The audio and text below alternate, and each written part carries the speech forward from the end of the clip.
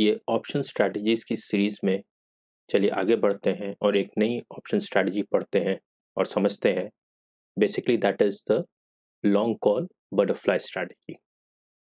जैसा मैंने आपको पहले भी बताया कि आपको नाम में ही स्ट्रैटेजी का फॉर्मेट पता चल जाएगा थोड़ा बहुत। लॉन्ग माने बाय करके कुछ चल रहा है, कॉल बाय करके चल रहा है, और कोई बटरफ्लाई जैसी चीज बन रही है। अब बटरफ्लाई तो ऐसा ही कुछ होता है ना, चिड़िया जब बनाते हैं तो ऐसे ही बनता है ना, तो कुछ ऐसी स्ट्रैटेजी बन रही है। तो चलिए इसको देखते हैं क्या है। Long call butterfly is a strategy that must be devised when the investor is neutral on the market direction and expect volatility to be less in the market।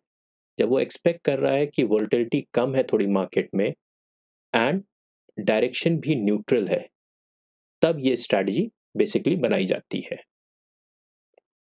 A long call butterfly strategy is formed by selling two at the money call options and buy किए जाते हैं out of money call option and out of one in the money call option.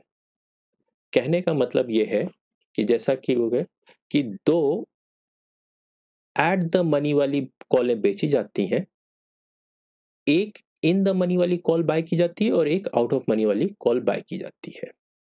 अब ये view क्या होता है, ये strategy बनाने से पहले मार्केट का व्यू क्या है?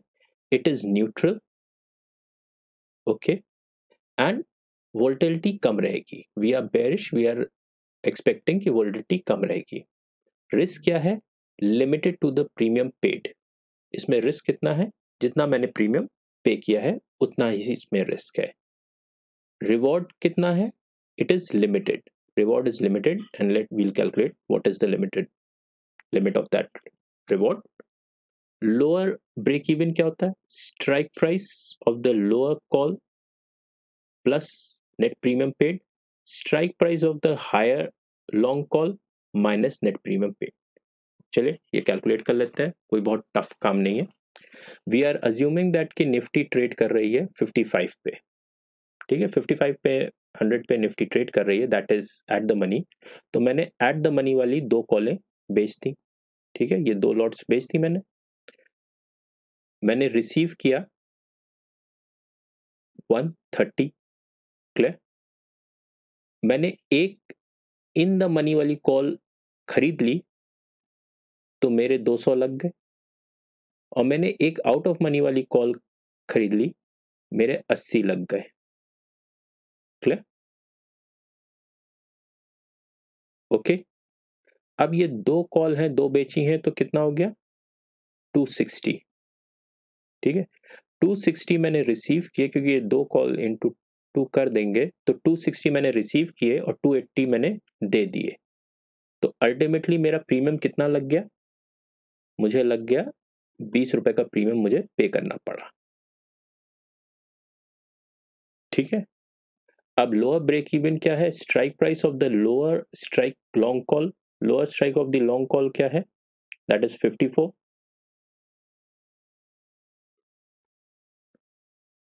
and strike price of the higher long call is 56 minus premium paid is 20 plus 20, clear। तो कैसे होगा?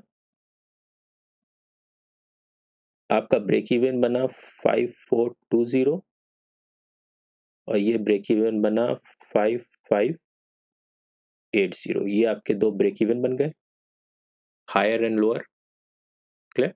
अब इसका फ्लो समझ लेते हैं कि इसमें कैसे हो। देखिए ये आए इसके निफ्टी के ब्रेक इवन बन गए, these are the break even, clear. ये है ये 5420 और ये है 5580।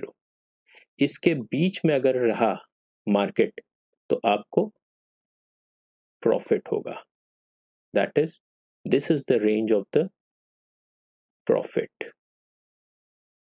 लेकिन इसके नीचे गया या इसके ऊपर गया तो आपको लिमिटेड लॉस होता है, जैसा इसमें कैलकुलेट हो रहा है। ये आपका लॉस हो रहा है, that is limited. Okay. And net premium paid into lot size. Risk कितना है?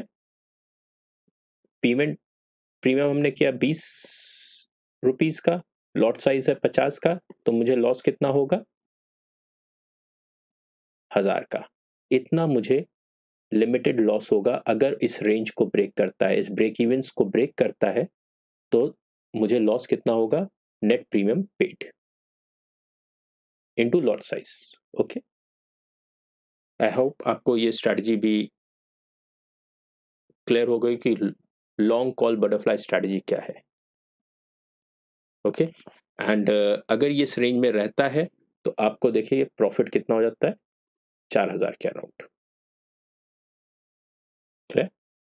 ये कैसे होता है? Difference in the strike price minus premium paid into.